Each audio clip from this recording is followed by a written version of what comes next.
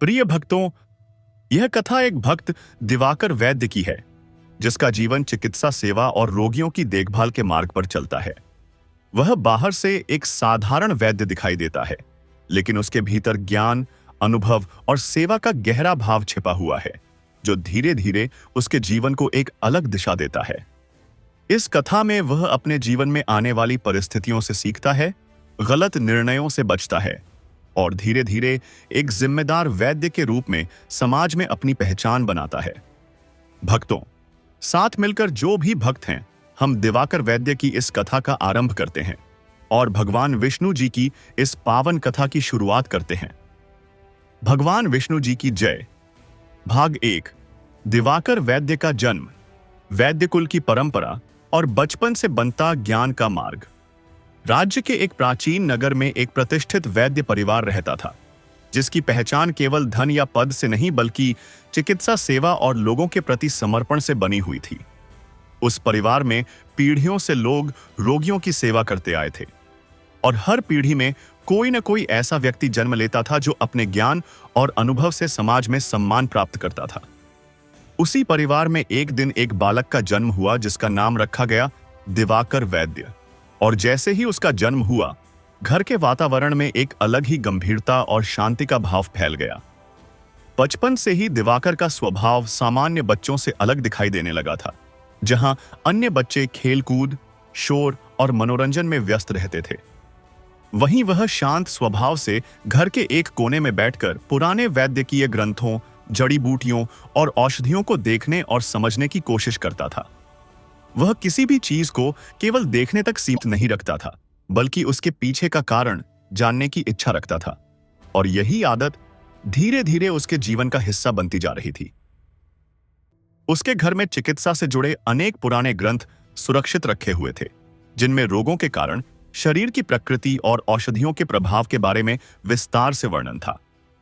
दिवाकर उन्हें बार बार खोलकर देखता, अक्षरों को समझने की कोशिश करता और अपने पिता से उनके अर्थ पूछता रहता था। कई बार वह एक ही बात पर लंबे समय तक विचार करता रहता था, क्योंकि वह किसी भी जानकारी को अधूरा नहीं छोड़ना चाहता था। उसके पिता स्वयं एक अनुभवी वैद्य थे और वर्षों से रोगियों की सेवा करते आ रहे थे। वे अपने पुत्र के इस व्यवहार को ध्यान से देखते थे और शुरुआत में इसे केवल बाल जिज्ञासा मानते थे। लेकिन जैसे जैसे समय बीतता गया, उन्हें यह समझ आने लगा कि यह कोई साधारण रुचि नहीं है, बल्कि इसके पीछे एक गहरी सोच और स्थिर मन छिपा हुआ है। इसलिए उन्होंने धीरे धीरे उसे चिकित्सा की प्रारंभिक बातें सिखानी शुरू कर दी, ताकि उसका ज्ञान सही दिशा में आगे बढ़ सके। दिवाकर की दिनचर्या धीरे धीरे बहुत अनुशासित होती जा रही थी। वह सुबह जल्दी उठता, अपने माता पिता और बड़ों का सम्मान करता, घर के छोटे छोटे कार्यों में मदद करता और फिर अध्ययन में लग जाता। वह किसी भी बात को जल्दबाजी में स्वीकार नहीं करता था, बल्कि पहले उसे समझता, उसके कारणों पर विचार करता और फिर निष्कर्ष पर पहुंचता था। यही आदत उसे अन्य बच्चों से अलग बनाती जा रही थी। धीरे धीरे उसने यह भी समझना शुरू कर दिया था कि प्रकृति केवल देखने की वस्तु नहीं है, बल्कि एक विशाल ज्ञान का स्रोत है।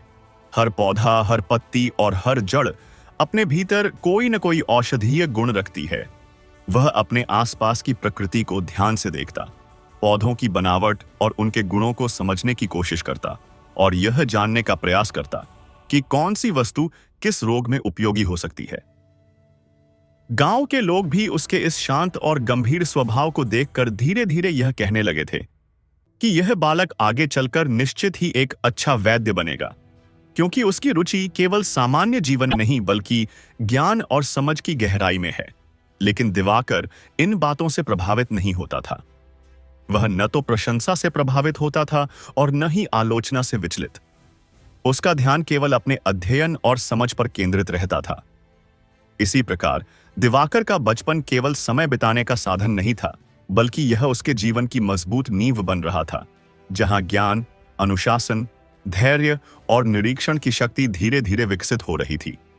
और यही नींव आगे चलकर उसे उस मार्ग की ओर ले जाने वाली थी, जहां वह एक साधारण वैद्य से आगे बढ़कर बड़े स्तर पर अपनी पहचान बनाने वाला था। भाग 2।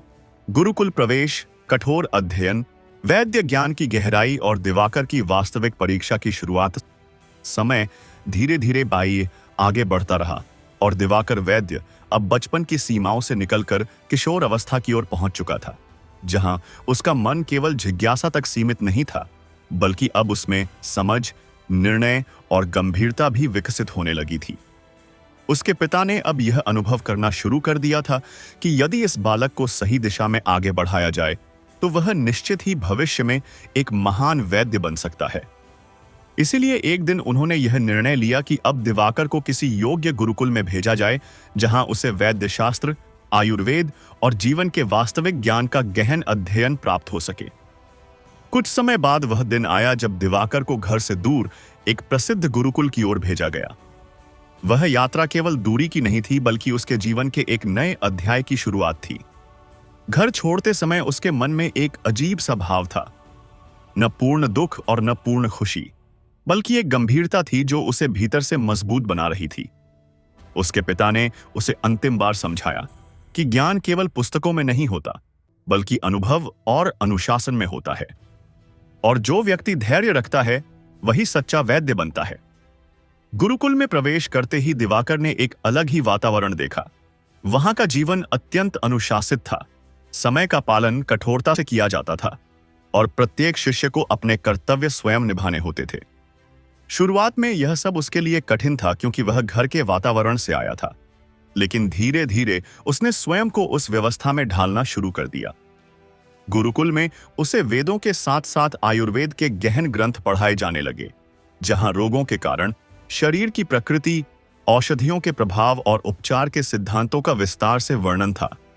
पहले यह सब उसके लिए केवल पाठ जैसा लगता था, लेकिन धीरे धीरे वह हर विषय को गहराई से समझने लगा और यह जानने लगा कि प्रत्येक रोग के पीछे केवल बाहरी कारण नहीं, बल्कि आंतरिक असंतुलन भी होता है।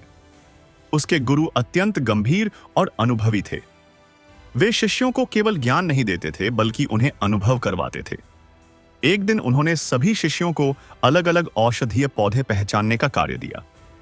कई शिष्य भ्रमित हो गए, क्योंकि सभी पौधे एक जैसे नहीं थे और उनके गुण समझना आसान नहीं था। लेकिन दिवाकर ने शांत मन से हर पौधे को देखा, उसकी बनावट, गंध और संरचना का अध्ययन किया और धीरे धीरे सही उत्तर तक पहुंच गया।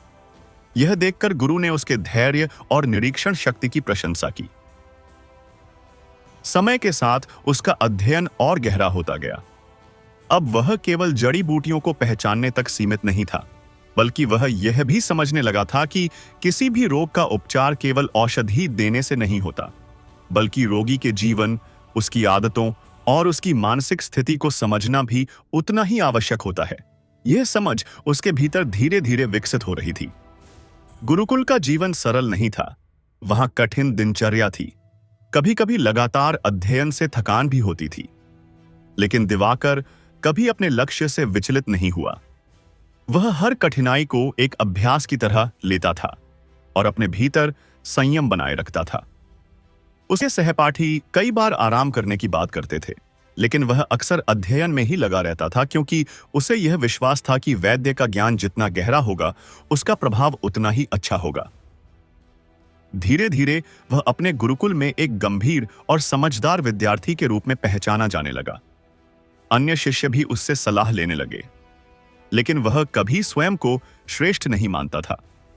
वह हमेशा यह कहता था कि ज्ञान का अर्थ केवल सीखना नहीं, बल्कि उसे समझना और सही समय पर उपयोग करना है। समय बीतता गया और दिवाकर अब उस स्तर पर पहुंच चुका था जहां उसका अध्ययन लगभग पूर्ण होने वाला था। लेकिन उसके गुरु जानते थे कि असली परीक्षा अब भी बाकी है, क्योंकि पुस्तक का ज्ञान एक बात है और वास्तविक जीवन में रोगियों का उपचार करना बिल्कुल अलग बात है। इसलिए उसे अब धीरे धीरे वास्तविक परिस्थितियों के लिए तैयार किया जा रहा था। इसी समय गुरुकुल में एक जटिल अभ्यास रखा गया, जिसमें सभी शिष्यों को काल्पनिक रोगियों के लक्षण देखकर उपचार बताना था। यह केवल एक परीक्षा नहीं थी, बल्कि उनके निर्णय, समझ और धैर्य की वास्तविक कसौटी थी। कई शिष्य घबरा गए, क्योंकि लक्षण स्पष्ट नहीं थे और रोग कई कारणों से जुड़ा हुआ था। लेकिन दिवाकर ने शांत रहकर स्थिति का विश्लेषण किया। उसने रोग के हर लक्षण को अलग अलग समझा और फिर उनके मूल कारण तक पहुंचने की कोशिश की और अंततः उसने एक संतुलित और सही उपचार प्रस्तुत किया। गुरु ने उसकी इस क्षमता को देखा और यह समझ लिया कि अब यह बालक केवल विद्यार्थी नहीं रहा बल्कि एक भविष्य का वैद्य बन चुका है। लेकिन उन्होंने यह भी कहा कि अभी जीवन की असली परीक्षा बाकी है, क्योंकि बाहर की दुनिया गुरुकुल से कहीं अधिक कठिन होती है और वहां निर्णय गलत होने पर परिणाम भी गंभीर हो सकते हैं। इसी के साथ दिवाकर के जीवन का एक नया मोड़ शुरू हुआ, जहां उसे अब केवल अध्ययन नहीं करना था बल्कि वास्तविक जीवन में उतरकर अपने ज्ञान को सिद्ध करना था। और यही वह क्षण था जहां से उसका अगला अध्याय शुरू होने वाला था, जो उसे राजदरबार और बड़े उत्तरदायित्वों की ओर ले जाने वाला था। भाग 4, राजदरबार में प्रवेश, पहली परीक्षा और दिवाकर वैद्य के ज्ञान की कसौटी। राजमहल के ऊंचे द्वार के सामने जब दिवाकर वैद्य पहुंचा तो वह क्षण उसके जीवन का साधारण दिन नहीं था, बल्कि एक ऐसा मोड़ था जहां से उसका भविष्य तय होने वाला था। महल की भव्यता, अनुशासन और गंभीर वातावरण किसी भी सामान्य व्यक्ति को प्रभावित कर सकता था, लेकिन दिवाकर के मन में कोई भय नहीं था, केवल एक स्थिर गंभीरता थी, क्योंकि वह जानता था कि वह यहां केवल स्वयं के लिए नहीं बल्कि अपने ज्ञान और सेवा धर्म की परीक्षा देने आया है। महल के भीतर प्रवेश करते ही उसे अनेक अनुभवी वैद्य दिखाई दिए, जिनके चेहरे पर वर्षों का अनुभव और आत्मविश्वास था। कुछ लोग शांत थे, कुछ चिंतित और कुछ यह देखने के लिए उत्सुक थे कि यह नया युवक यहां क्या कर पाएगा, क्योंकि राज्य में पहले से ही चिकित्सा संकट चल रहा था और कई प्रयास असफल हो चुके थे। राजसभा में राजा स्वयं उपस्थित थे। उनका चेहरा गंभीर था, क्योंकि राज्य के कई हिस्सों में रहस्यमय रोग फैल चुका था और सामान्य उपचारों का कोई प्रभाव नहीं हो रहा था। ऐसे समय में हर नई आशा महत्वपूर्ण थी और दिवाकर को इसी आशा के रूप में बुलाया गया था। राजा ने सभा में घोषणा की कि जो भी वैद्य इस रोग का सही उपचार बताएगा, उसे राज्य की सेवा में स्थान मिलेगा। लेकिन यदि कोई सदस्य कोई असफल हुआ तो उसकी जिम्मेदारी भी गंभीर होगी। यह सुनकर सभा में एक क्षण के लिए मौन छा गया, लेकिन दिवाकर शांत रहा। उसके चेहरे पर न घबराहट थी और न ही आत्म प्रदर्शन की भावना। पहली परीक्षा शुरू हुई। कई रोगियों को सामने लाया गया जिनके लक्षण जटिल और असामान्य थे। किसी के शरीर में तेज कमजोरी थी, किसी को लगातार बुखार था, तो किसी की स्थिति अचानक बिगड़ जाती थी। अनुभवी वैद्य भी इन स्थितियों में स्पष्ट निर्णय नहीं ले पा रहे थे, लेकिन दिवाकर ने पहले किसी जल्दबाजी के बिना प्रत्येक रोगी का ध्यानपूर्वक निरीक्षण किया।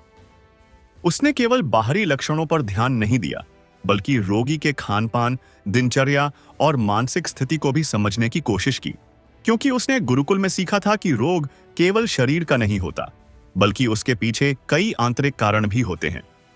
यह दृष्टिकोण उसे दूसरों से अलग बना रहा था।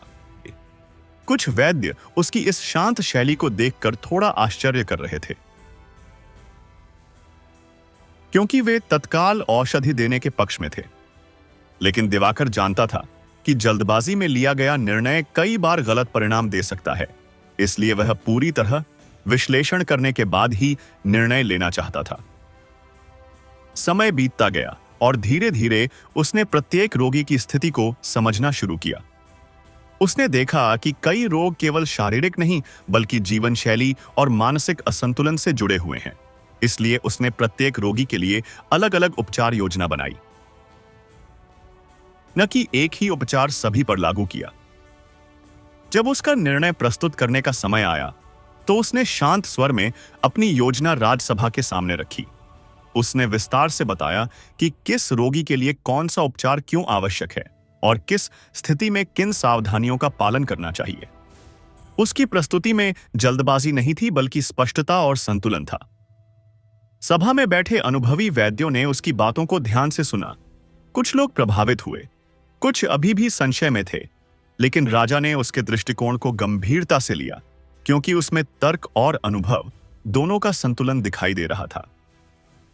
हालांकि यह केवल पहली परीक्षा थी, लेकिन इसने यह स्पष्ट कर दिया था कि दिवाकर केवल सामान्य वैद्य नहीं है, बल्कि वह सोचने, समझने और निर्णय लेने की अलग क्षमता रखता है, जो राज दरबार के लिए अत्यंत महत्वपूर्ण थी। लेकिन कहानी यहीं समाप्त नहीं हुई, क्योंकि राज दरबार में अभी भी कई लोग ऐसे थे जो नए वैद्य को स्वीकार करने के लिए तैयार नहीं थे, और आने वाले समय में उसे केवल चिकित्सा ही नहीं बल्कि राजनीति, ईर्ष्या और विश्वास की भी परीक्षा देनी थी। और इसी क्षण से उसका जीवन एक नए अध्याय में प्रवेश कर चुका था, जहां उसका हर निर्णय केवल चिकित्सा नहीं बल्कि उसके भविष्य की पहचान बनने वाला था। और यही वह मोड़ था जहां दिवाकर वैद्य का वास्तविक संघर्ष शुरू हो चुका था।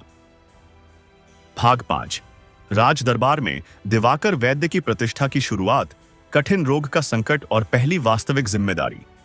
राजसभा में दिवाकर वैद्य के पहले निरीक्षण और उसके द्वारा दिए गए उपचार सुझावों के बाद वातावरण थोड़ा बदलने लगा था।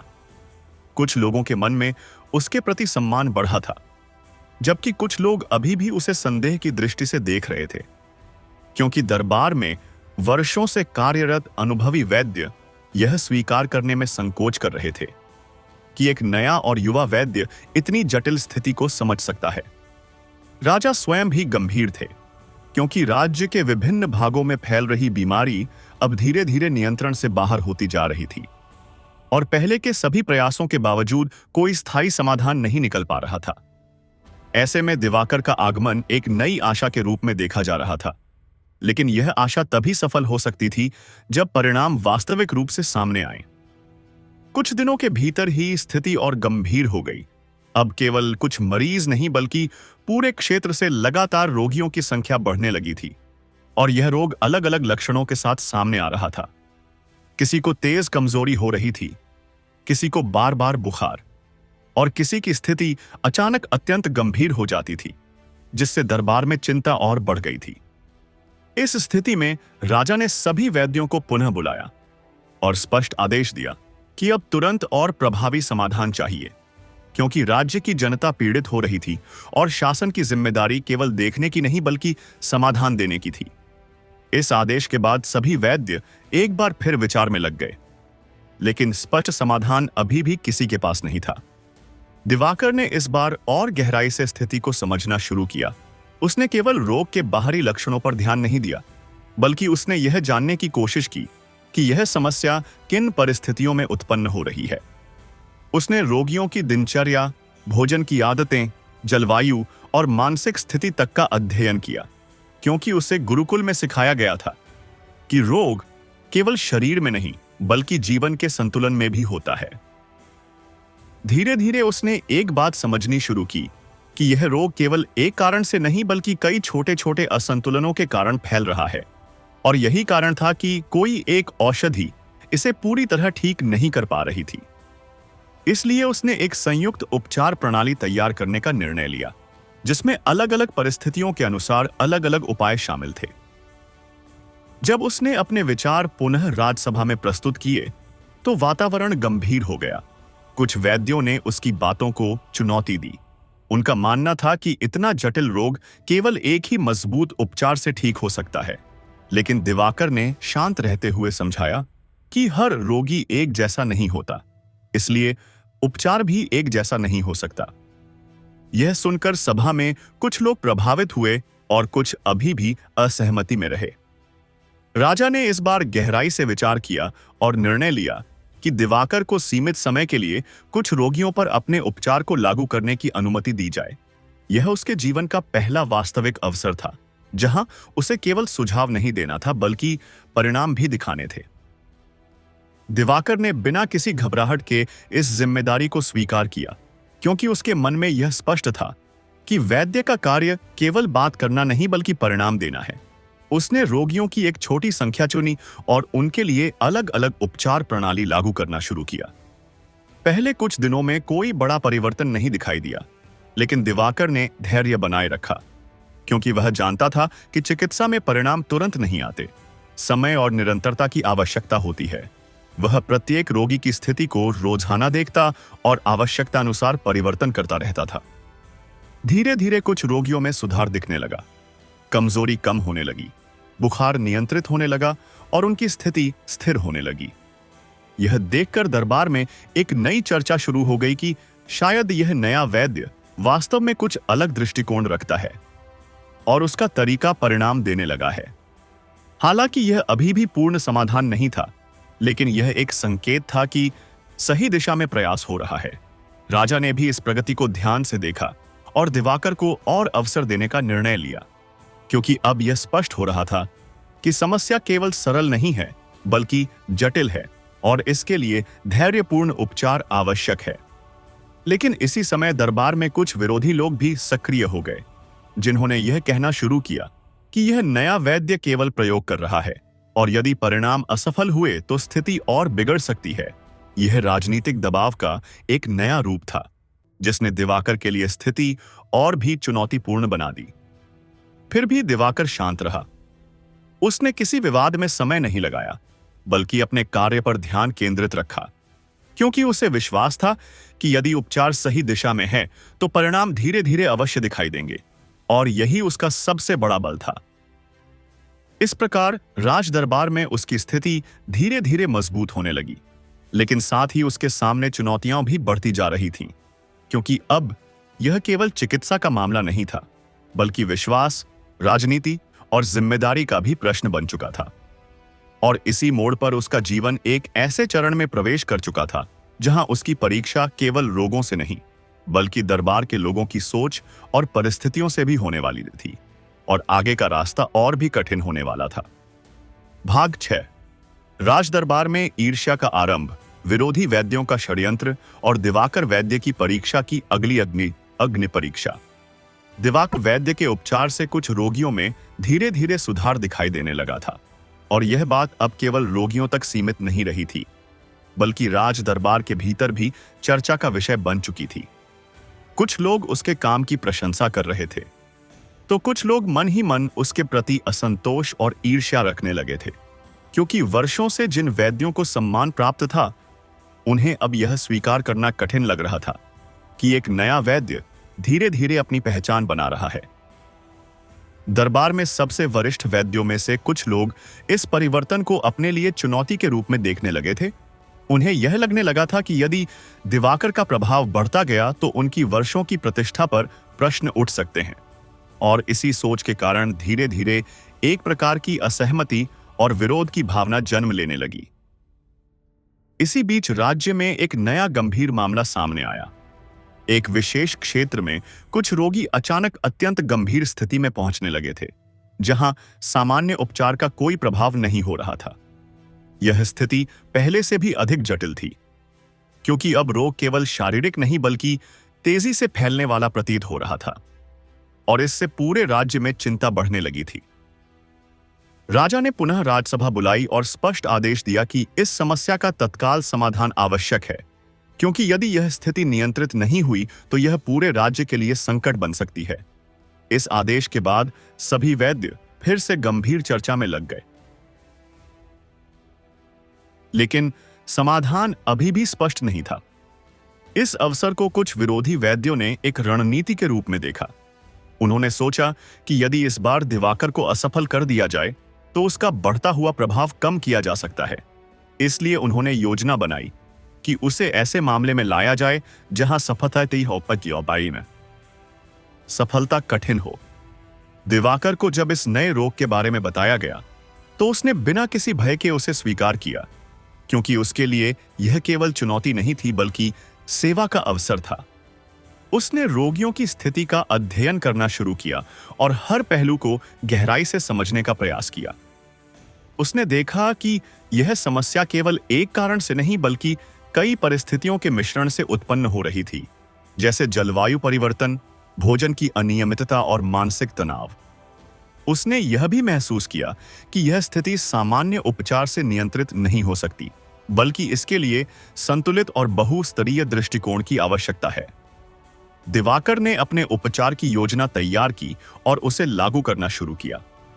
उसने प्रत्येक रोगी की स्थिति के अनुसार अलग अलग उपाय अपनाए।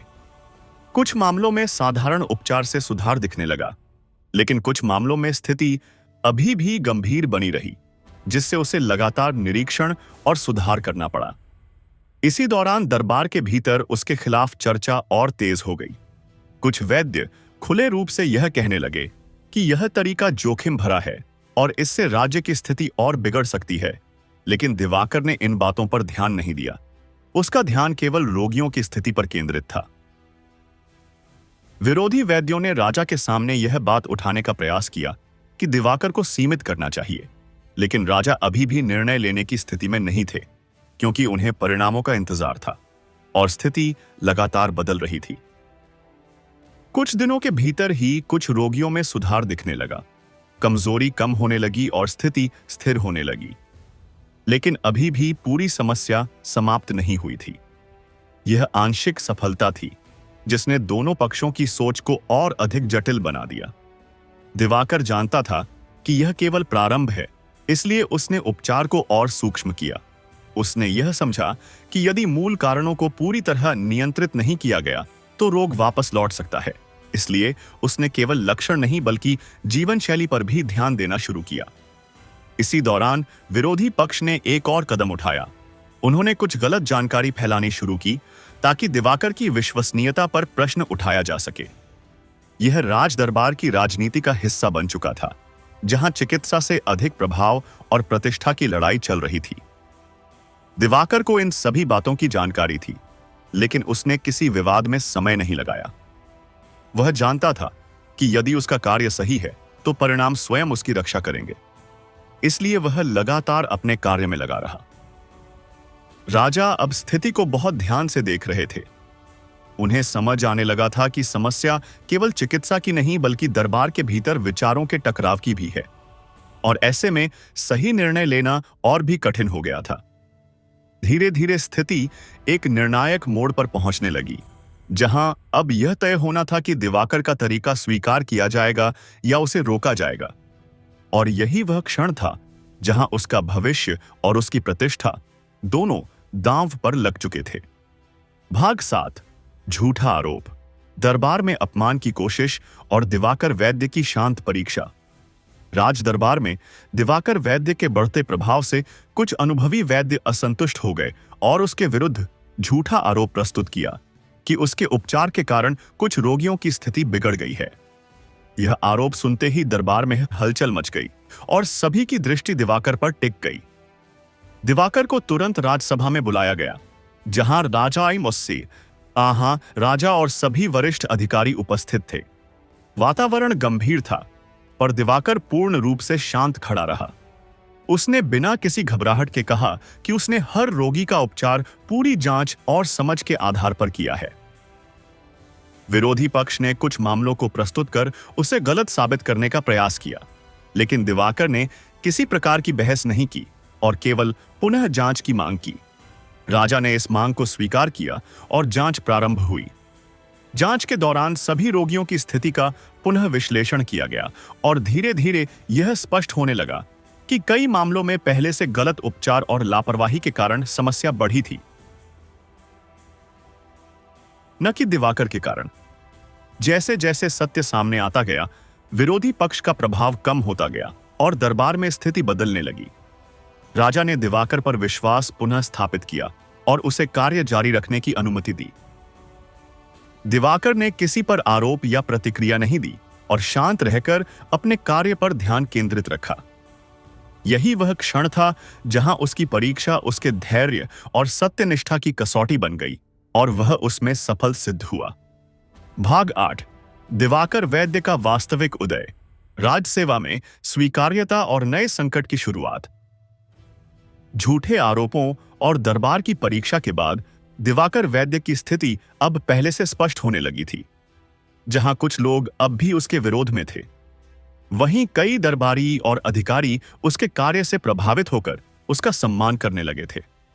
धीरे धीरे यह समझ बन रही थी कि उसका ज्ञान केवल सिद्धांत पर आधारित नहीं है, बल्कि वास्तविक अनुभव और गहरी समझ पर आधारित है।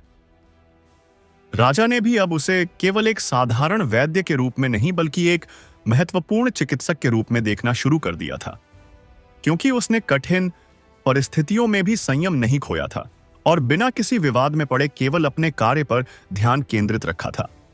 अब उसे दरबार में नियमित रूप से रोगियों की जांच और उपचार का कार्य सौंप दिया गया था, और यह उसके जीवन का एक नया चरण था जहां वह सीधे राज्य की जनता की सेवा से जुड़ गया था। हर दिन नए रोगी आते और वह हर एक की स्थिति को गंभीरता से समझता था।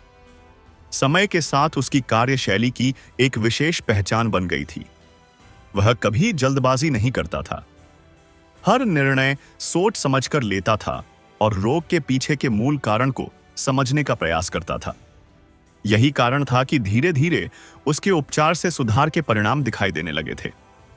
लेकिन जैसे जैसे उसकी प्रतिष्ठा बढ़ रही थी, वैसे वैसे दरबार के भीतर कुछ लोगों की असंतुष्टि भी बढ़ रही थी, क्योंकि उन्हें लग रहा था कि उनकी वर्षों की स्थिति धीरे धीरे कमजोर हो रही है और यह भावना आगे चलकर एक नए संकट का रूप लेने वाली थी। इसी बीच राज्य के एक नए क्षेत्र से एक गंभीर समस्या सामने आई, जहां अचानक कई लोग एक अज्ञात रोग से प्रभावित होने लगे। यह रोग सामान्य नहीं था, क्योंकि इसके लक्षण तेजी से बदल रहे थे और इसका प्रभाव शरीर के साथ साथ मानसिक स्थिति पर भी पड़ रहा था।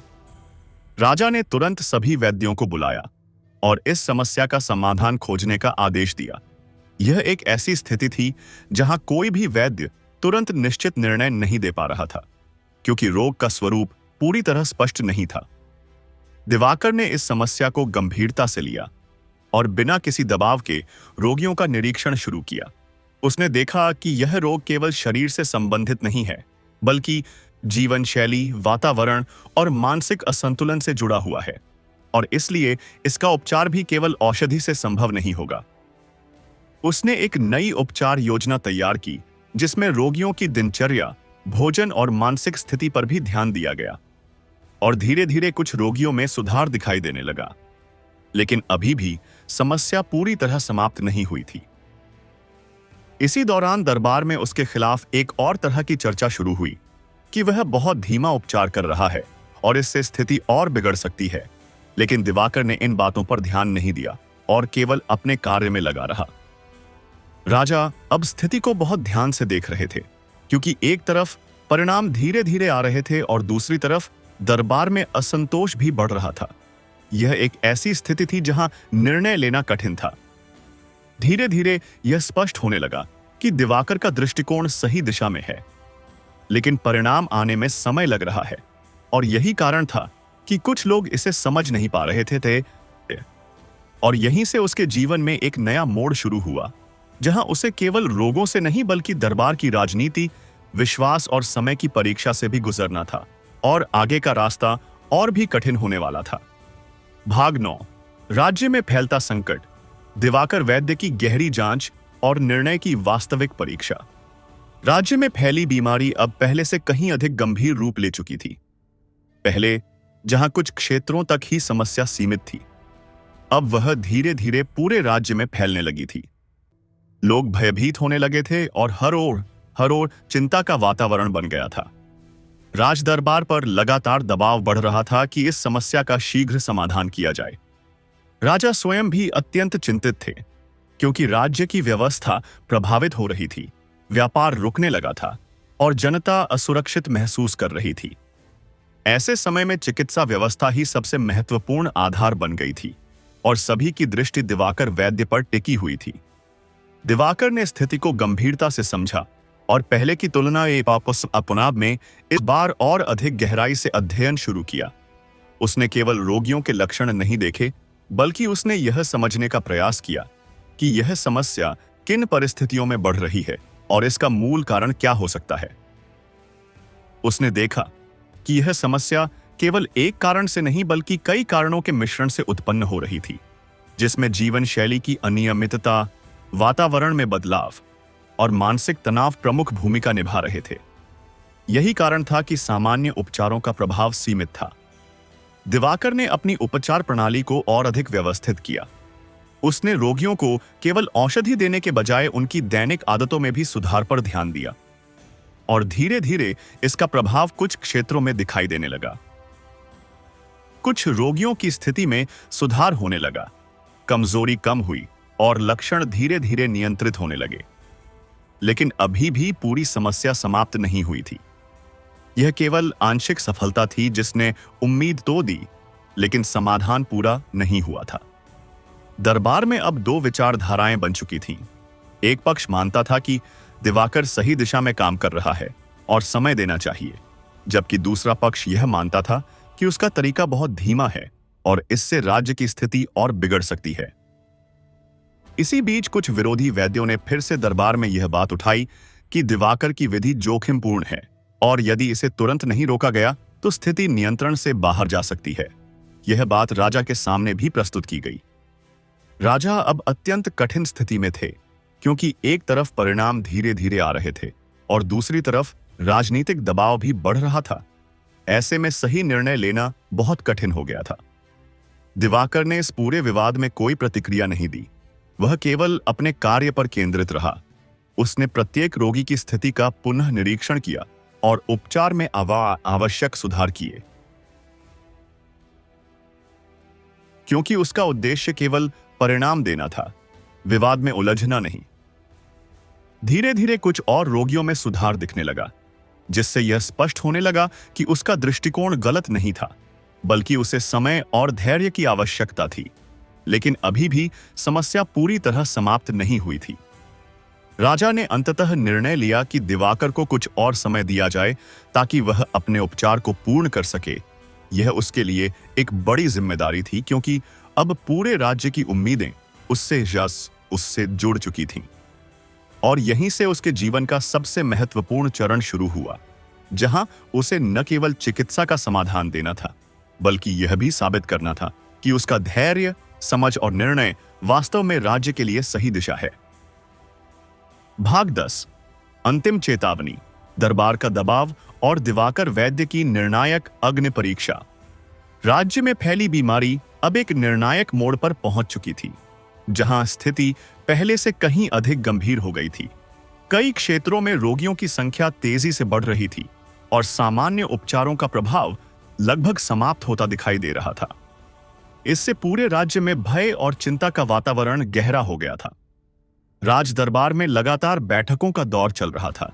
राजा स्वयं अत्यंत गंभीर थे, क्योंकि राज्य की जनता असहाय महसूस कर रही थी और अब सभी की दृष्टि केवल दिवाकर वैद्य पर टिकी हुई थी, क्योंकि उसने अब तक जिस धैर्य और समझ से कार्य किया था, उसी से उम्मीद बनी हुई थी।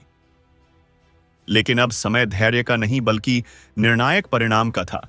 दरबार में यह स्पष्ट संदेश दिया गया कि अब किसी भी प्रकार की देरी स्वीकार नहीं की जाएगी। या तो समस्या का समाधान होगा या फिर जिम्मेदारी तय की जाएगी। यह दबाव सीधे दिवाकर पर आ गया था। दिवाकर ने स्थिति को गहराई से समझा। उसने देखा कि यह बीमारी अब केवल शरीर तक सीमित नहीं रही थी, बल्कि इसका प्रभाव सामाजिक और मानसिक स्तर पर भी पड़ रहा था। लोग डर के कारण और अधिक असंतुलित हो रहे थे, जिससे समस्या और बढ़ रही थी। उसने अपनी पूरी प्रणाली को फिर से विश्लेषण किया और पाया कि कुछ क्षेत्रों में गलत उपचार और असंगठित जीवन शैली ने स्थिति को और बिगाड़ दिया था। इसलिए उसने एक नए स्तर की योजना बनाने का निर्णय लिया। उसने किसी भी प्रकार की जल्दबाजी नहीं की और प्रत्येक रोगी का पुनः निरीक्षण शुरू किया। वह जानता था कि गलत निर्णय केवल स्थिति को और खराब कर सकता है। कुछ दिनों के भीतर उसकी नई योजना के परिणाम धीरे धीरे दिखने लगे। कुछ क्षेत्रों में सुधार स्पष्ट होने लगा, रोगियों की स्थिति में स्थिरता आने लगी और भय का प्रभाव थोड़ा कम हुआ, लेकिन अभी भी पूर्ण समाधान नहीं मिला था। राजा अब स्वयं इस प्रक्रिया को ध्यान से देख रहे थे, क्योंकि उन्हें यह समझ आने लगा था कि यह केवल चिकित्सा का मामला नहीं बल्कि धैर्य और दृष्टिकोण की परीक्षा भी है। और दिवाकर इस समय सबसे कठिन जिम्मेदारी निभा रहा था।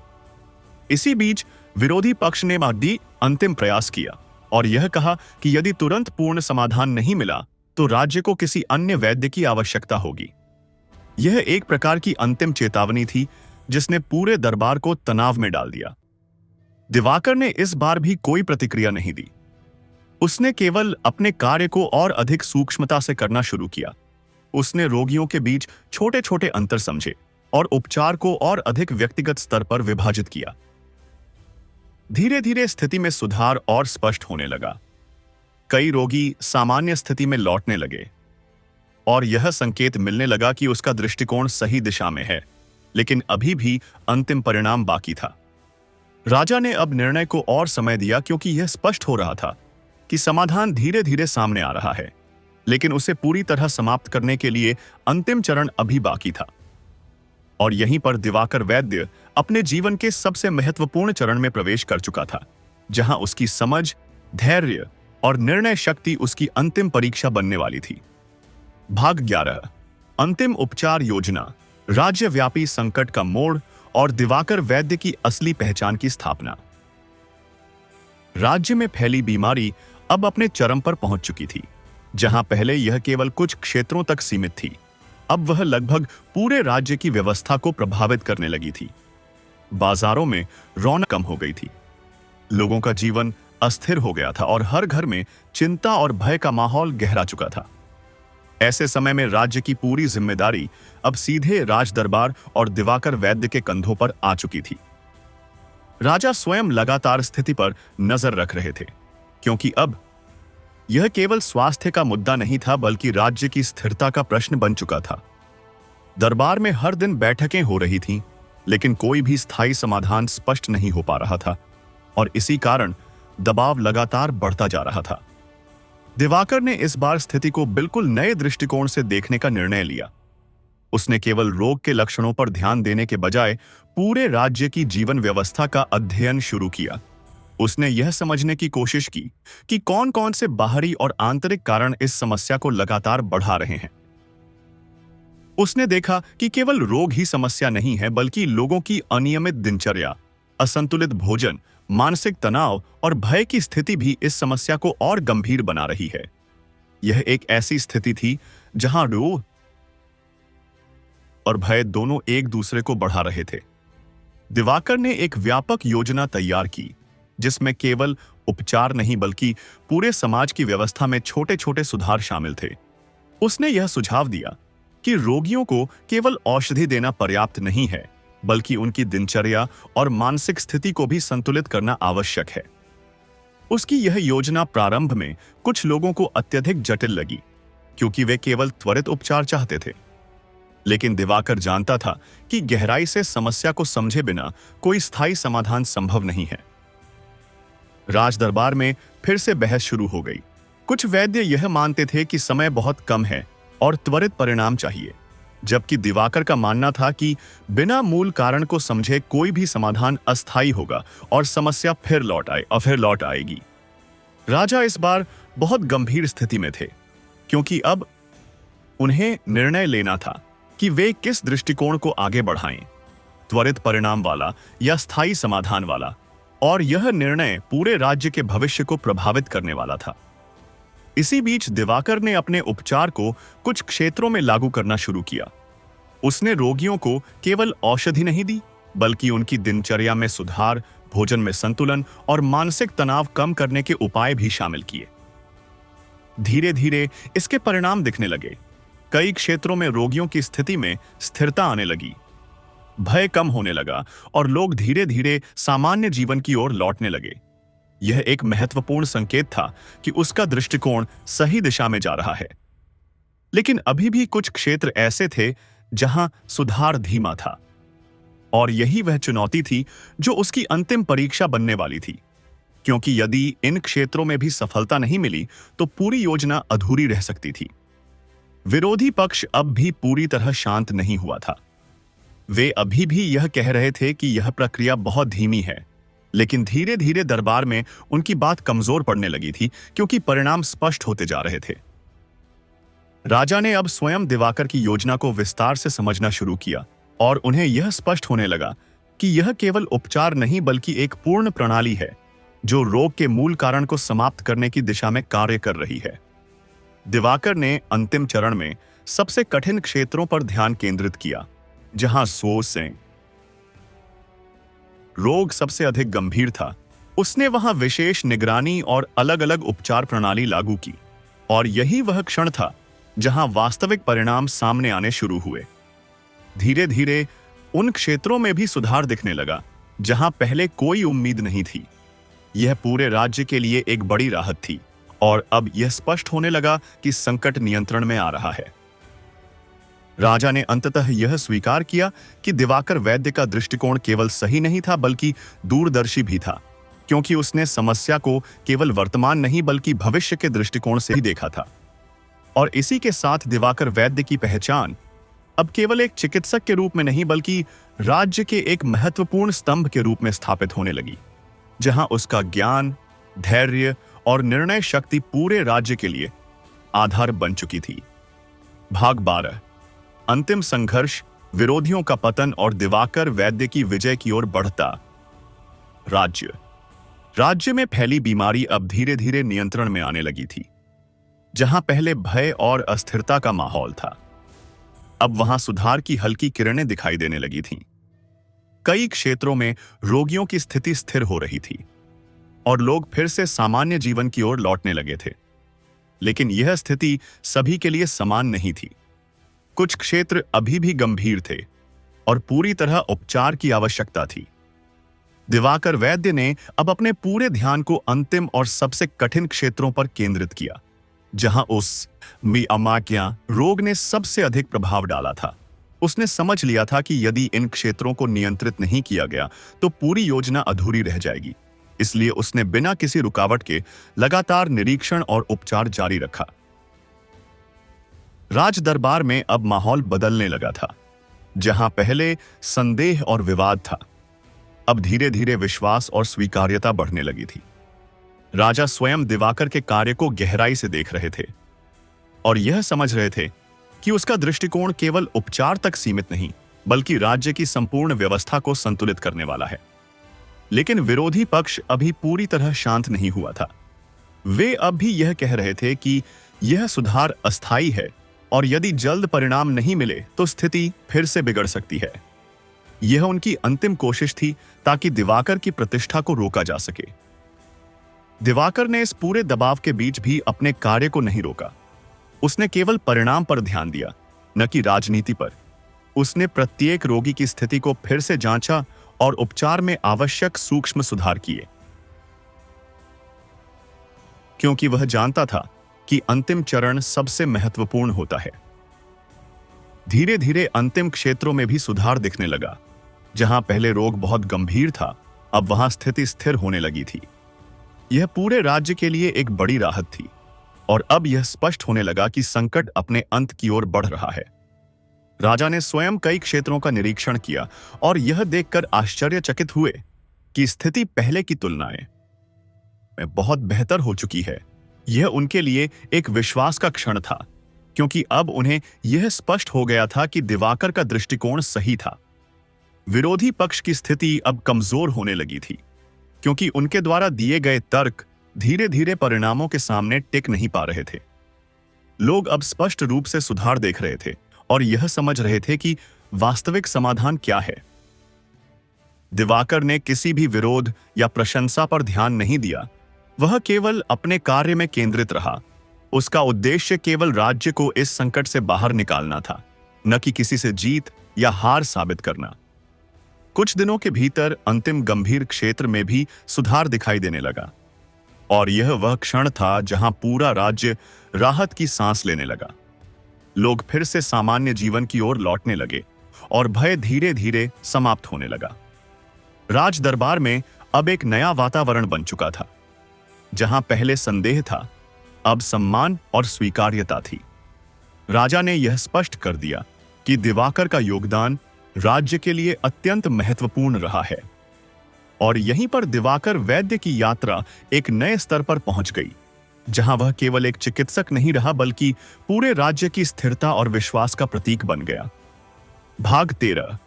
राज्य में शांति की वापसी, दिवाकर वैद्य का सम्मान और भीतर छिपा नया मोड़। राज्य में अब बीमारी लगभग समाप्ति की ओर थी। जहां कुछ समय पहले हर ओर भय और अस्थिरता का वातावरण था, अब वहां धीरे धीरे शांति और स्थिरता लौटने लगी थी। लोग फिर से अपने कामों में लौट रहे थे और जीवन सामान्य होने लगा था। लेकिन यह बदलाव एक दिन में नहीं आया था। इसके पीछे दिवाकर वैद्य के निरंतर प्रयास, धैर्य और गहरी समझ का योगदान था। राज दरबार में अब वातावरण पूरी तरह बदल चुका था। जहां पहले संदेह और विवाद था, अब वहां सम्मान और स्वीकार्यता थी। राजा स्वयं दिवाकर के कार्य से अत्यंत संतुष्ट थे, क्योंकि उसने कठिन समय में राज्य को संभाला था जब सभी समाधान असफल हो रहे थे। दिवाकर अब दरबार में एक महत्वपूर्ण स्थान प्राप्त कर चुका था। उसे केवल वैद्य के रूप में नहीं बल्कि एक विश्वसनीय चिकित्सक और सलाहकार के रूप में देखा जाने लगा था। लेकिन वह स्वयं कभी इस सम्मान में नहीं बहा। वह हमेशा अपने कार्य और सेवा पर ध्यान देता रहा। धीरे धीरे उसके कार्य की चर्चा राज्य के बाहर भी होने लगी थी। आसपास के क्षेत्रों से भी लोग उसके उपचार के बारे में सुनने लगे थे और कई लोग दूर दूर से इलाज के लिए आने लगे थे, जिससे उसकी जिम्मेदारी और बढ़ गई थी। लेकिन इसी सफलता के बीच एक हल्का सा परिवर्तन भी शुरू हो रहा था। दरबार के भीतर कुछ पुराने लोग जो पहले चुप हो गए थे, अब फिर से असहज महसूस करने लगे थे, क्योंकि उन्हें लग रहा था कि दिवाकर का प्रभाव अब बहुत अधिक बढ़ चुका है। इसी समय राजा ने एक विशेष सभा बुलाई, जिसमें दिवाकर को राज्य के चिकित्सा विभाग की जिम्मेदारी से जुड़े कुछ नए कार्य सौंपे गए। यह उसके जीवन का एक नया चरण था, जहां वह केवल उपचार नहीं बल्कि पूरे चिकित्सा व्यवस्था का हिस्सा बन गया था। दिवाकर ने इस जिम्मेदारी को गंभीरता से स्वीकार किया। उसने समझ लिया कि अब उसका कार्य केवल रोगियों तक सीमित नहीं है, बल्कि पूरी व्यवस्था को बेहतर बनाना भी उसकी जिम्मेदारी है। इसलिए उसने व्यवस्था में सुधार के लिए भी सुझाव देने शुरू किए। उसने यह देखा कि केवल उपचार पर्याप्त नहीं है, बल्कि रोगों की रोकथाम भी उतनी ही महत्वपूर्ण है। इसलिए उसने स्वच्छता, नियमित जांच और संतुलित जीवन शैली पर जोर देना शुरू किया, जिससे भविष्य में रोगों को रोका जा सके। धीरे धीरे इस दृष्टिकोण का असर दिखने लगा। राज्य में स्वास्थ्य व्यवस्था पहले से बेहतर होने लगी और लोग अधिक जागरूक होने लगे। यह एक बड़ा परिवर्तन था जो धीरे धीरे स्थायी रूप ले रहा था। राजा स्वयं इस बदलाव को देखकर प्रसन्न थे, क्योंकि अब राज्य केवल संकट से बाहर नहीं आया था, बल्कि एक बेहतर दिशा में आगे बढ़ रहा था। और इसका श्रेय दिवाकर की सोच और कार्य प्रणाली को दिया जा रहा था। लेकिन इसी सफलता के बीच दिवाकर के भीतर एक नई सोच भी जन्म ले रही थी। वह यह समझने लगा था कि हर समस्या केवल बाहरी नहीं होती। कई बार सबसे बड़ी चुनौतियां भीतर की होती हैं, और शायद आगे उसे ऐसी ही किसी नई परीक्षा का सामना करना पड़ सकता है। दरबार में अब एक नया संतुलन बन चुका था, जहां एक ओर सम्मान और स्वीकार्यता थी, वहीं दूसरी ओर कुछ अनकही चिंताएं भी धीरे धीरे आकार ले रही थीं, जो आने वाले समय में नई कहानी की शुरुआत बनने वाली थीं। और यहीं पर दिवाकर वैद्य की यात्रा एक नए अध्याय में प्रवेश कर रही थी, जहां सफलता के साथ साथ नई जिम्मेदारियां और छिपे हुए संकट उसका इंतजार कर रहे थे। भाग 14। सम्मान के बीच उठता संदेह, दरबार की राजनीति और दिवाकर वैद्य की अंतिम परीक्षा की आहट। राज्य में अब स्थिति पूरी तरह बदल चुकी थी। जहां पहले हर ओर भय और रोग का वातावरण था, अब वहां स्थिरता, शांति और धीरे धीरे लौटती हुई सामान्य जीवन की झलक दिखाई देने लगी थी। लोग अपने कार्यों में व्यस्त हो गए थे और राज दरबार में भी अब तनाव पहले की तुलना में काफी कम हो गया था। दिवाकर वैद्य को अब राज्य में एक विशेष स्थान प्राप्त हो चुका था। उसे केवल एक चिकित्सक नहीं बल्कि राज्य के सबसे भरोसेमंद सलाहकारों में गिना जाने लगा था। राजा स्वयं उसकी सोच और कार्यशैली से प्रभावित थे और अक्सर महत्वपूर्ण मामलों में उसकी राय लेने लगे थे। लेकिन जैसे जैसे सम्मान बढ़ रहा था, वैसे वैसे दरबार के भीतर कुछ पुरानी ईर्ष्याएं भी फिर से जागने लगी थीं। कुछ ऐसे लोग जो पहले उसके विरोध में थे, अब यह महसूस करने लगे थे कि यदि उसका प्रभाव इसी तरह बढ़ता रहा तो उनकी वर्षों की स्थिति कमजोर हो सकती है। इसी कारण धीरे धीरे दरबार के भीतर एक नई राजनीति जन्म लेने लगी, जहां सीधे विरोध के बजाय अब सूक्ष्म रूप से उसकी प्रतिष्ठा को कमजोर करने के प्रयास शुरू हो गए। कभी उसके निर्णयों पर सवाल उठाए जाते तो कभी उसकी योजनाओं की धीमी गति को मुद्दा बनाया जाता।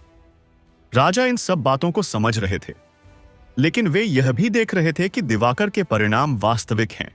इसलिए वे किसी भी जल्दबाजी में निर्णय नहीं लेना चाहते थे। वे स्थिति को संतुलन के साथ देख रहे थे। दिवाकर स्वयं इन सभी बातों से प्रभावित नहीं हो रहा था। वह पहले की तरह ही अपने कार्य में लगा हुआ था। उसने समझ लिया था कि हर सफलता के साथ कुछ विरोध भी आता है, इसलिए उसका ध्यान केवल परिणाम और सेवा पर था। इसी बीच राज्य के एक दूरस्थ क्षेत्र से फिर से एक नई स्वास्थ्य समस्या की सूचना आई, जहां कुछ लोग अचानक असामान्य लक्षणों से प्रभावित हो रहे थे। यह समस्या पहले की तुलना में असहज में अलग थी और अधिक जटिल प्रतीत हो रही थी।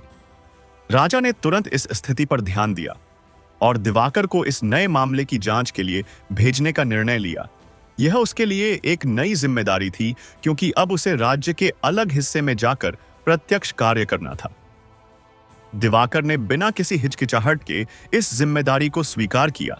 उसने समझ लिया कि अब उसका कार्य केवल दरबार तक सीमित नहीं रहा, बल्कि पूरे राज्य की जिम्मेदारी बन चुका है। जब वह उस क्षेत्र में पहुंचा तो उसने पाया कि स्थिति अपेक्षा से अधिक जटिल थी। यहां रोग के साथ साथ लोगों की जीवन शैली और पर्यावरणीय परिस्थितियां भी समस्या को बढ़ा रही थीं। इसलिए उसने गहराई से निरीक्षण शुरू किया। धीरे धीरे उसने समझा कि यह समस्या केवल उपचार से हल नहीं होगी, बल्कि इसमें सामाजिक और व्यवहारिक सुधार भी आवश्यक हैं। इसलिए उसने स्थानीय लोगों को भी शामिल करते हुए समाधान की योजना बनाई।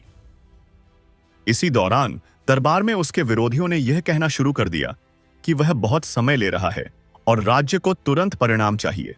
लेकिन राजा अब पहले से अधिक समझदार हो चुके थे। वे जानते थे कि स्थायी समाधान समय लेता है। दिवाकर ने अपने कार्य को जारी रखा और धीरे धीरे स्थिति में सुधार लाने लगा। लेकिन यह स्पष्ट हो गया कि यह केवल एक सामान्य रोग नहीं था, बल्कि एक गहरी व्यवस्था की समस्या थी, जिसे समझने के लिए समय और धैर्य दोनों आवश्यक थे। और यहीं पर उसकी परीक्षा का एक नया चरण शुरू हो चुका था, जहां उसे केवल रोगों से नहीं, बल्कि सोच, व्यवस्था और विश्वास की जटिलताओं से भी जूझना था। भाग 15, अंतिम क्षेत्र का संकट। दिवाकर वैद्य की गहन योजना और राज्य की निर्णायक स्थिरता। राज्य के दूरस्थ क्षेत्रों में फैली बीमारी अब अंतिम चरण में पहुंच चुकी थी, जहां पहले यह अनियंत्रित रूप से फैल रही थी। अब वहां धीरे धीरे नियंत्रण के संकेत दिखाई देने लगे थे। लेकिन एक क्षेत्र ऐसा भी था जहां स्थिति अभी भी अत्यंत गंभीर बनी हुई थी, और वही अब सबसे बड़ी चुनौती बन चुका था। दिवाकर वैद्य ने इस अंतिम क्षेत्र को अपनी प्राथमिकता में रखा, क्योंकि वह समझ चुका था कि यदि यहां सफलता नहीं मिली तो पूरी मेहनत अधूरी रह जाएगी। इसलिए उसने बिना किसी विलंब के वहां पहुंचकर विस्तृत निरीक्षण शुरू किया। यह क्षेत्र भौगोलिक रूप से भी कठिन था। यहां लोगों की जीवन शैली अलग थी, संसाधन सीमित थे और स्वास्थ्य के प्रति जागरूकता भी बहुत कम थी। यही कारण था कि यहां रोग अधिक गंभीर रूप ले चुका था। दिवाकर ने सबसे पहले लोगों की दिनचर्या, भोजन और आदतों का अध्ययन किया। उसने देखा कि समस्या केवल रोग तक सीमित नहीं थी, बल्कि जीवन के असंतुलन से भी जुड़ी हुई थी, जिससे स्थिति लगातार बिगड़ती जा रही थी। उसने तुरंत एक व्यवस्थित योजना तैयार की, जिसमें केवल उपचार नहीं, बल्कि जीवन शैली सुधार, स्वच्छता और नियमित निगरानी शामिल थी। उसने स्थानीय लोगों को भी इस प्रक्रिया में शामिल किया ताकि सुधार स्थायी हो सके। धीरे धीरे उसका प्रभाव दिखने लगा। जहां पहले रोग तेजी से फैल रहा था, अब वहां स्थिति स्थिर होने लगी थी। लोग सुधार की ओर बढ़ने लगे थे और भय का माहौल धीरे धीरे कम हो रहा था। लेकिन यह प्रक्रिया आसान नहीं थी। कई बार बाधाएं भी आईं। कुछ लोग बदलाव को स्वीकार करने में संकोच कर रहे थे, लेकिन दिवाकर ने धैर्य बनाए रखा और लगातार समझाकर उन्हें सहयोग के लिए तैयार किया। राजदरबार को भी इस प्रगति की जानकारी मिल रही थी। राजा स्वयं इस बात से संतुष्ट थे कि अब स्थिति नियंत्रण में आती जा रही है, लेकिन वे अभी अंतिम परिणाम का इंतजार कर रहे थे। इसी बीच विरोधी पक्ष ने फिर से यह कहना शुरू किया कि यह प्रक्रिया बहुत लंबी है और राज्य को तुरंत पूर्ण समाधान चाहिए। लेकिन अब उनकी बातों का प्रभाव पहले जैसा नहीं रहा था, क्योंकि परिणाम धीरे धीरे स्पष्ट हो रहे थे। दिवाकर ने अपने कार्य में कोई बदलाव नहीं किया। वह जानता था कि स्थायी समाधान केवल समय और सही दिशा से ही संभव है। इसलिए उसने हर क्षेत्र पर व्यक्तिगत ध्यान देना जारी रखा। कुछ समय बाद अंतिम क्षेत्र में भी सुधार के स्पष्ट संकेत मिलने लगे। रोगियों की स्थिति स्थिर होने लगी, नए मामले कम होने लगे और लोगों में विश्वास वापस आने लगा। यह पूरे राज्य के लिए एक बड़ा परिवर्तन था, क्योंकि अब यह स्पष्ट हो गया था कि संकट अपने अंत की ओर बढ़ चुका है और इसका मुख्य कारण दिवाकर की निरंतर मेहनत और संतुलित दृष्टिकोण था। राजा ने स्वयं स्थिति का निरीक्षण किया और यह स्वीकार किया कि अब राज्य सुरक्षित दिशा में लौट चुका है। यह उनके लिए एक बड़ी राहत थी। और यहीं पर दिवाकर वैद्य की यह लंबी परीक्षा अपने सबसे महत्वपूर्ण चरण पर पहुंच चुकी थी, जहां उसकी समझ, धैर्य और निर्णय शक्ति ने पूरे राज्य को संकट से बाहर निकाल दिया था। भाग 16। दिवाकर वैद्य की पूर्ण प्रतिष्ठा, राज्य में नई व्यवस्था और जीवन की अंतिम सीख। राज्य में अब पूरी तरह शांति लौट चुकी थी। जहां कुछ समय पहले भय, अस्थिरता और रोग का वातावरण हर दिशा में फैला हुआ था, अब वहां जीवन सामान्य गति से चलने लगा था। लोग फिर से अपने कार्यों में लौट चुके थे और राज दरबार में भी स्थिरता स्थापित हो चुकी थी। दिवाकर वैद्य अब केवल एक चिकित्सक नहीं रहा था, बल्कि पूरे राज्य में एक मार्गदर्शक के रूप में पहचाना जाने लगा था। उसकी सोच, उसकी कार्यशैली और उसका धैर्य अब राज्य की चिकित्सा व्यवस्था का आधार बन चुके थे। राजा ने उसे दरबार में विशेष सम्मान प्रदान किया और चिकित्सा व्यवस्था के पुनर्गठन की जिम्मेदारी भी सौंप दी, जिससे अब वह केवल रोगों का उपचार नहीं बल्कि पूरे स्वास्थ्य तंत्र को सुधारने का कार्य करने लगा। दिवाकर ने इस जिम्मेदारी को अत्यंत गंभीरता से लिया। उसने समझा कि केवल वर्तमान समस्याओं का समाधान पर्याप्त नहीं है, बल्कि भविष्य में ऐसी स्थिति फिर न उत्पन्न हो, इसके लिए एक स्थायी व्यवस्था बनाना आवश्यक है। उसने राज्य में स्वच्छता, नियमित जांच और स्वास्थ्य जागरूकता की एक नई प्रणाली प्रस्तावित की, जिसमें लोगों को रोगों की रोकथाम के बारे में भी समझाया जाने लगा, न कि केवल उपचार पर निर्भर रहने के लिए। धीरे धीरे इस नई व्यवस्था का प्रभाव दिखाई देने लगा। लोग अधिक जागरूक होने लगे, बीमारियां कम होने लगीं और राज्य एक स्वस्थ और व्यवस्थित दिशा में आगे बढ़ने लगा। दरबार के भीतर भी अब विरोध लगभग समाप्त हो चुका था, क्योंकि जिन लोगों ने पहले संदेह किया था, अब वे भी परिणाम देखकर यह स्वीकार करने लगे थे कि दिवाकर का दृष्टिकोण सही था। राजा ने एक विशेष सभा में दिवाकर को सम्मानित करते हुए कहा कि उसने केवल रोगों का उपचार नहीं किया, बल्कि पूरे राज्य को एक नई दिशा दी है, जो आने वाले समय में भी लाभकारी सिद्ध होगी। दिवाकर ने इस सम्मान को विनम्रता से स्वीकार किया, लेकिन उसने स्वयं को कभी भी इस उपलब्धि का कारण नहीं माना। वह हमेशा यही कहता रहा कि यह केवल सेवा और कर्तव्य का परिणाम है। समय बीतता गया और राज्य में स्वास्थ्य व्यवस्था पहले से कहीं अधिक मजबूत हो गई। लोग अब बीमारी से कम डरते थे और जीवन में संतुलन की ओर बढ़ रहे थे। यह एक स्थायी परिवर्तन था। दिवाकर के जीवन में अब एक गहरी शांति आ चुकी थी। उसने वह सब देख लिया था जो उसने कभी अपने अध्ययन और साधना में सोचा था। अब उसका ज्ञान केवल सिद्धांत नहीं बल्कि वास्तविकता बन चुका था। और इसी के साथ उसकी यह लंबी यात्रा एक पूर्णता पर पहुंच गई, जहां संघर्ष, परीक्षा, विवाद और सफलता सभी एक संतुलन में आकर समाप्त हो गए थे। यह कथा केवल एक वैद्य की नहीं थी, बल्कि धैर्य, समझ और सत्यनिष्ठा की यात्रा थी, जिसने यह सिद्ध किया कि सही दिशा और शांत मन से लिया गया निर्णय पूरे समाज को पास बदल सकता है। भाग 17। नए राज्य की शुरुआत। दिवाकर वैद्य की अंतिम जिम्मेदारी और व्यवस्था का पूर्ण रूपांतरण। राज्य अब एक नए युग में प्रवेश कर चुका था, जहां पहले अस्थिरता, भय और रोग का वातावरण था। अब वहां संतुलन, जागरूकता और व्यवस्थित जीवन दिखाई दे रहा था। लोग केवल उपचार पर निर्भर नहीं थे, बल्कि रोकथाम और सावधानी को भी समझने लगे थे।